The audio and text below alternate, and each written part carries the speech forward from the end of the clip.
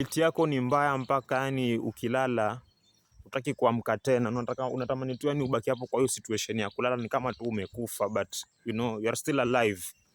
Reality yako inaweza kuwa mbaya by the and I'm pretty sure kuna watu wengi wata relate na hii. I mean unakuwa kuna reality mbaya mazee, maisha yako yanakaa katika situation mbaya sana yani. Yani mpaka ni kulala ama ile kupotea out of the world inakaa ni kama ni comfort zone yani, ukiwa yani fikra yako iko sijui kama kuna ronya na feel hivi mazee, yani ukiwa umelala unasikia ni kana kwamba yani you are out of the you are out of the hiyo trouble ama situation yenye ilikuwa huko. Then ukiamka tu hivi una realize okay, nimeamka sasa, nimeamka kuteseka kwa ile situation yenye nilikuwa jana ama situation yenye ilikuwa inaendelea. Now amka tuteseke, we have to wake up again and suffer, you know, we have to wake up again to this world and suffer.